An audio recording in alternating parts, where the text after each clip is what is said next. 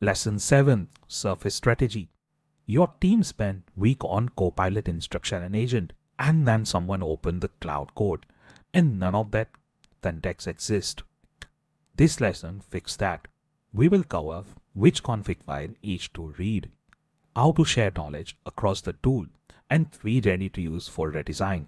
Chapter links are in description if you want to jump ahead. Every major AI coding tool reads a config file from your repo.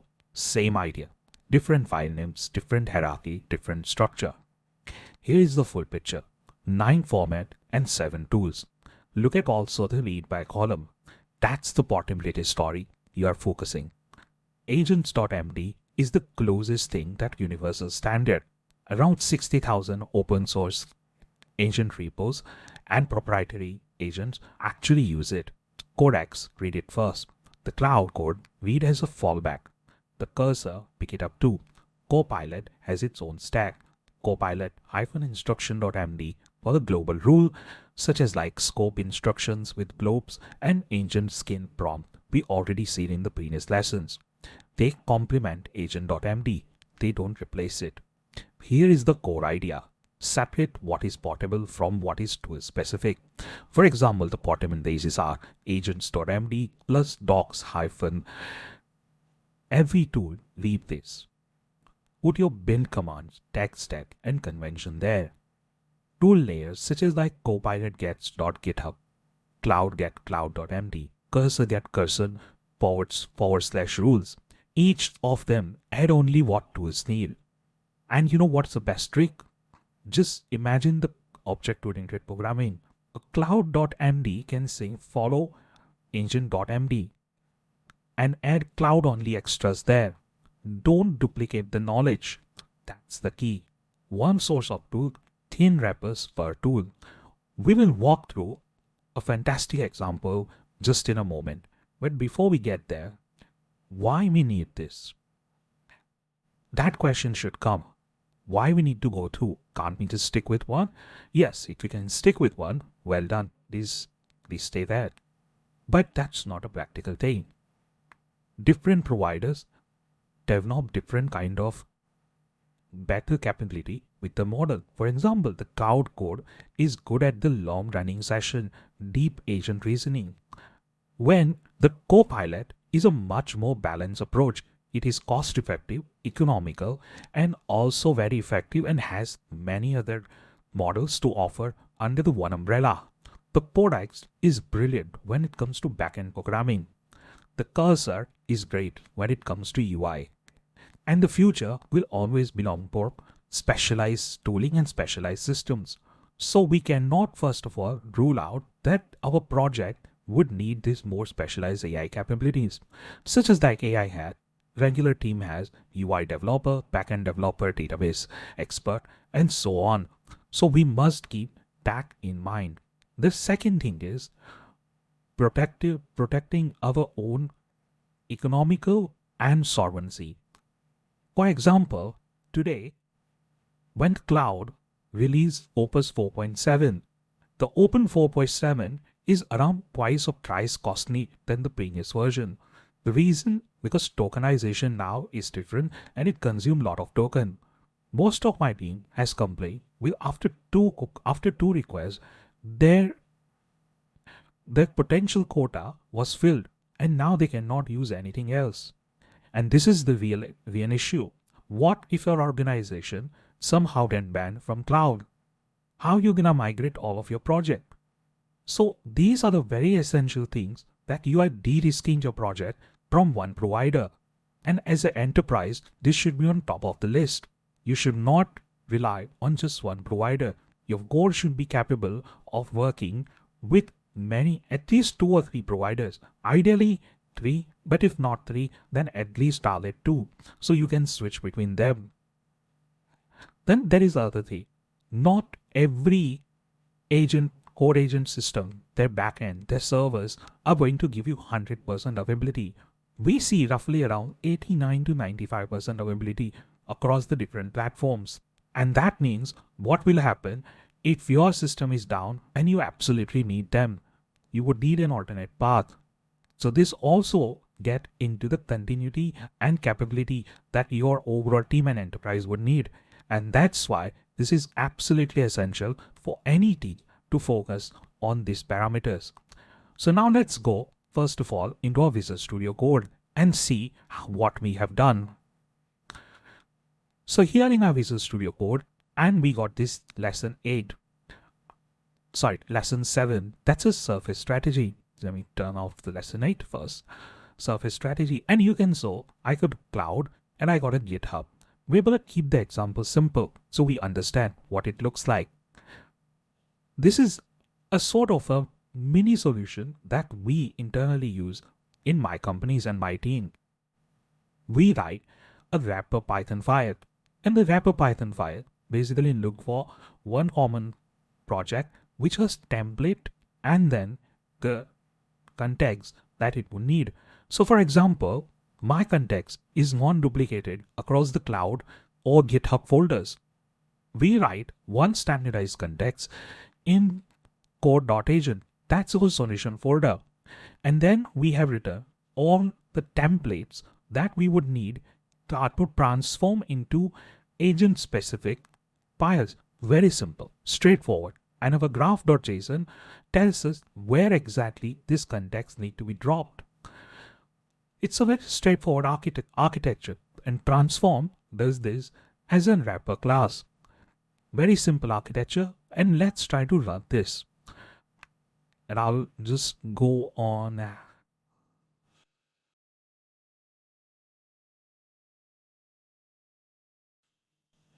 Python transform.write. When I write it, it just generated the files again. If you see these context guards and others, they will ensure that every time the cloud or anyone is running, it will just refresh. So no matter what or no matter where we update our actual context, it will always propagate either across the GitHub or Cloud Agent and make sure it always remain up to date. So first, we have solved the first problem. The tool specific files are generated like that. Then we have the docs. Docs are pretty much common. We follow a baseline process of creating docs which are easily accessible. By keeping in mind that context is not always discovered 100%. Generally, the cloud look for up to 50 to 60% of the code that you provide a certain amount of token in a one go. So if your documentation is, for example, is a quite large, lengthy and bulky, it will not work. So it's always suggestible that you make it discoverable. So always a multiple layer of the graph can keep exploring different set of the context when it need. So on the demand, they become available to your process, and this work perfectly accordingly. So we have managed the tool specific using an automated process. We have managed the project specific using the -docs, and -docs is also pretty much graphed and populated in this tool specific. So when they come from an agent, the agent will link to the tool, and then tools will link to this particular doc, and that's how the graph is explorable.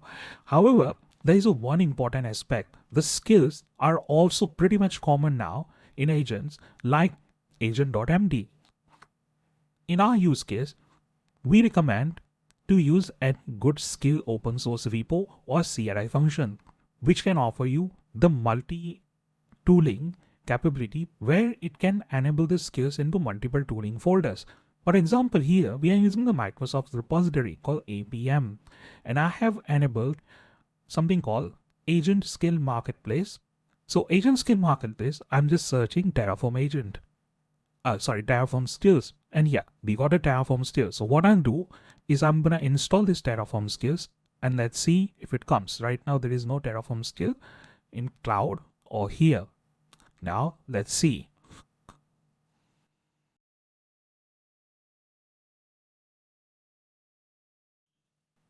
And I'm installing the Terraform skills.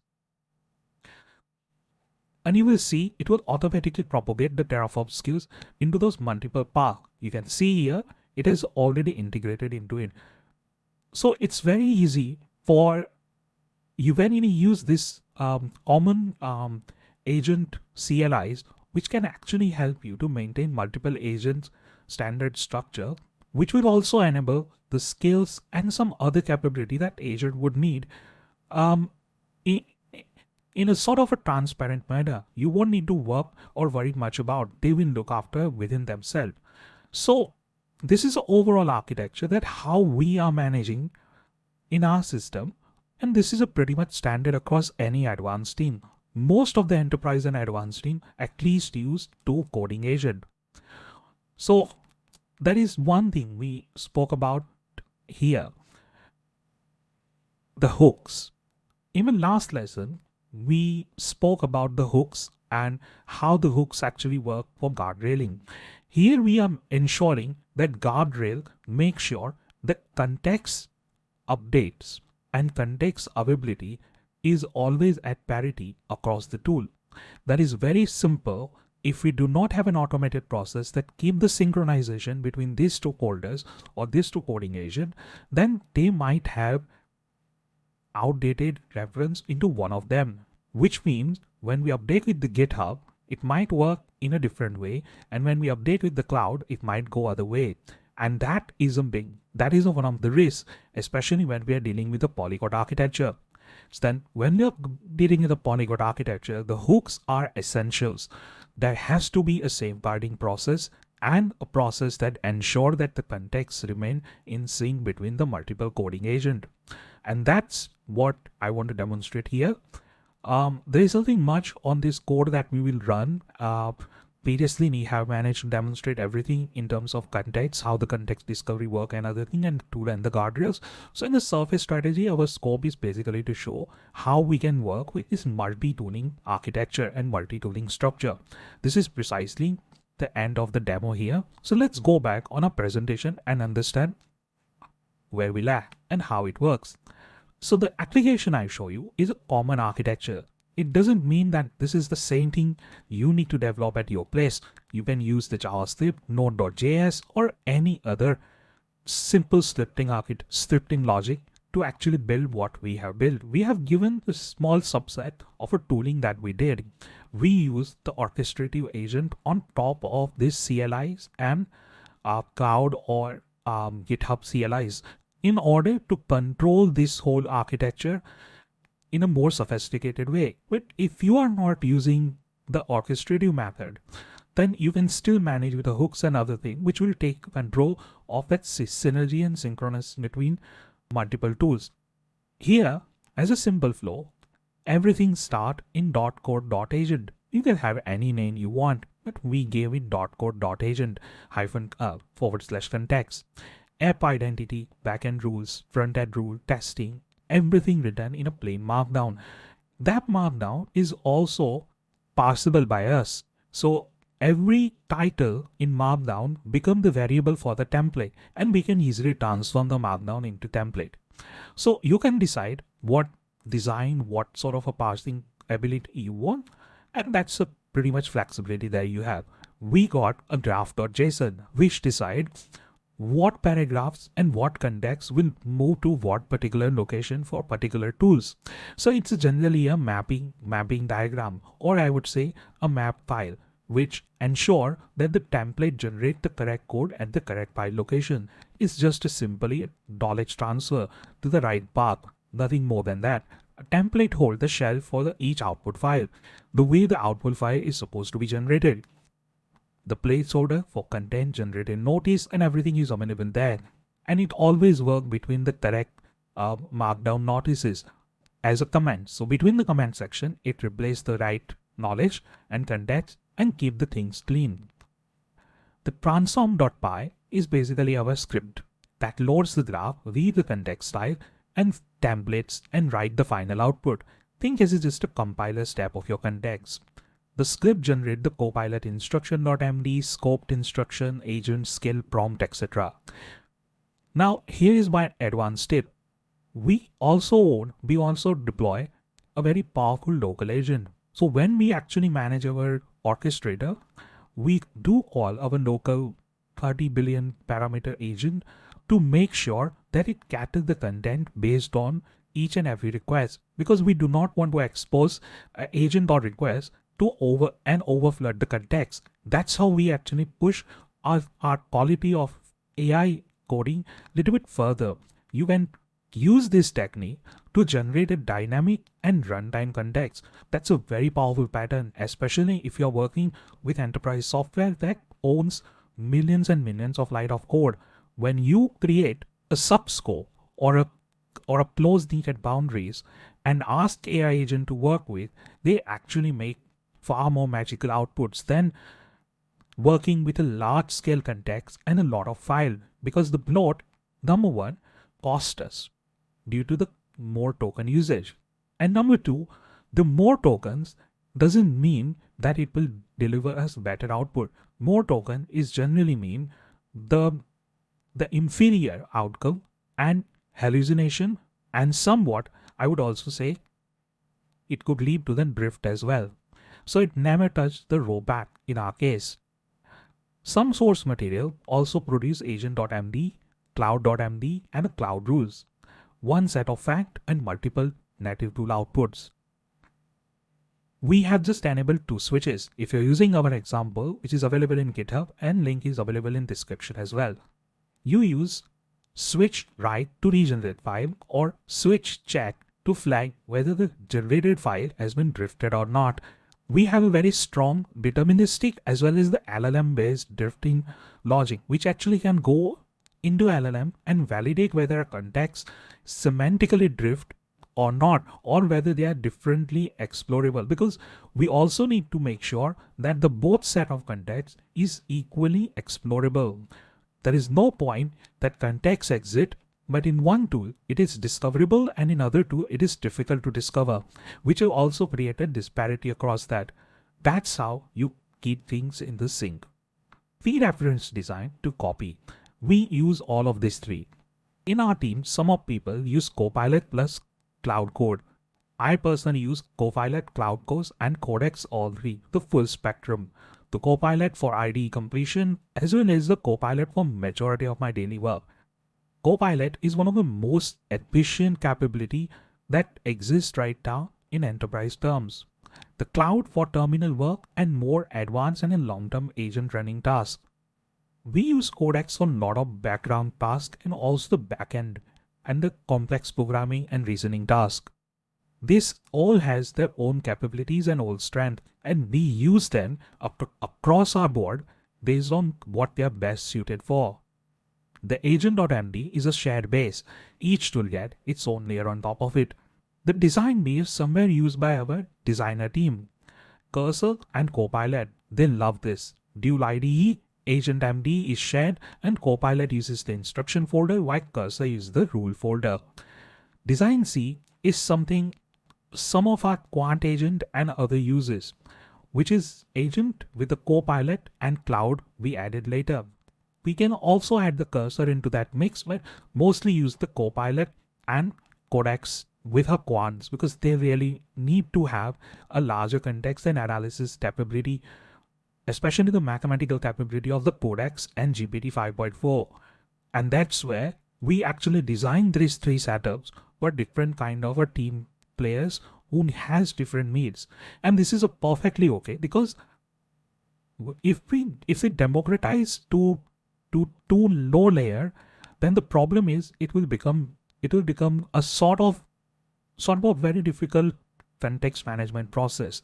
And if we actually take it very high and make the enterprise level blocky that we cannot use that or this and everyone needs to use copilots, etc., then it become pretty much handcuffed, because every team and every function will need some different capabilities to work at best.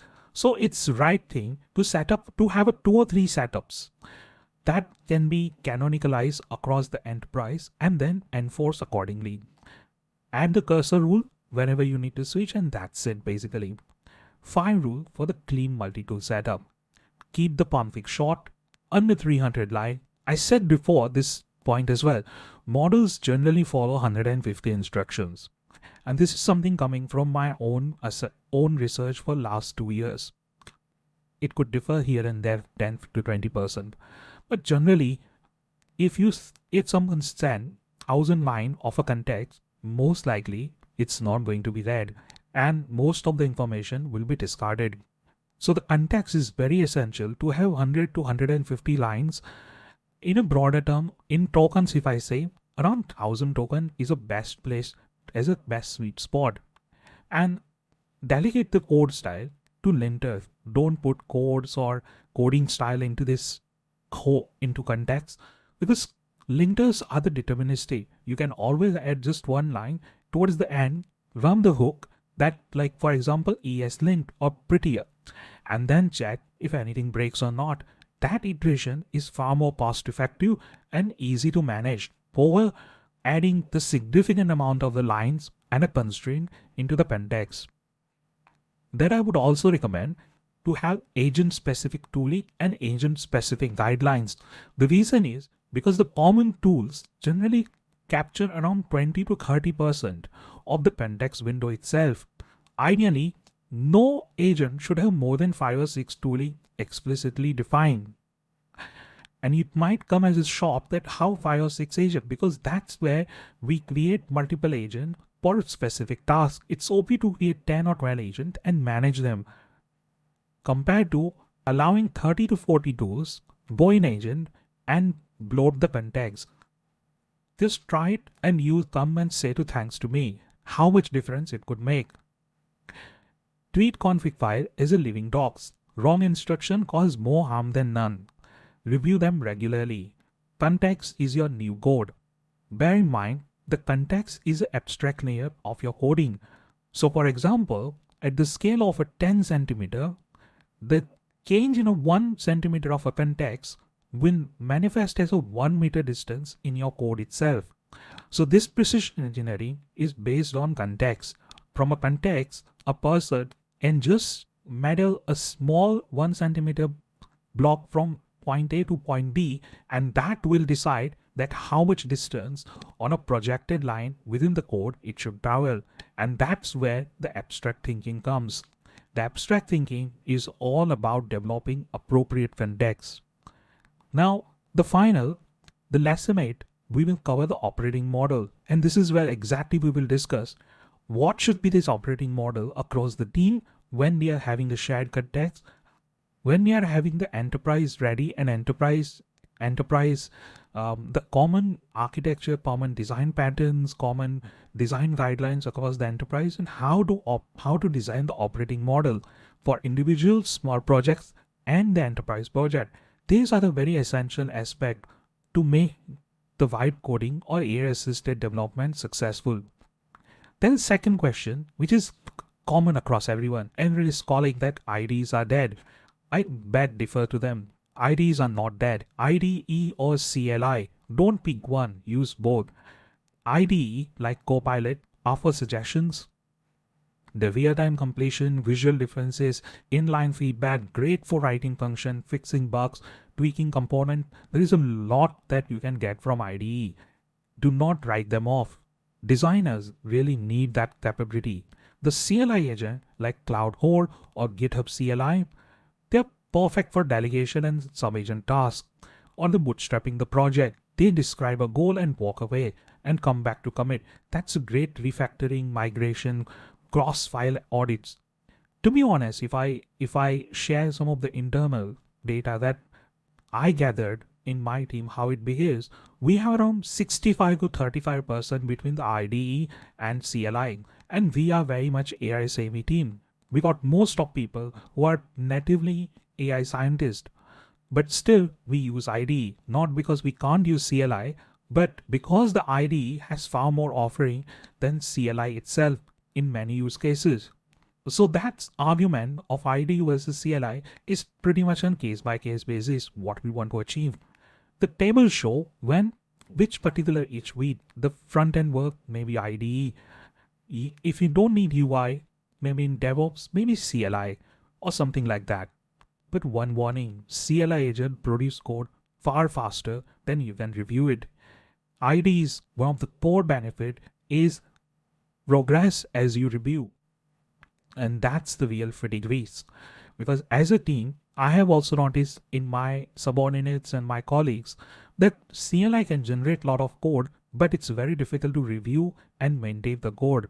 So set sessions limit, review in small, and ensure you develop the best practices between the CLI and IDE, and also understand that what are the limits in terms of a team capability, especially when it comes to the post-code generation validations, i.e. reviews. That wraps our lesson 7, the surface strategy. Does your team use multiple AI tools? What's in your agent.md? Drop your setup in the comments and subscribe and turn on notification so I can see you in lesson 8. And bye-bye.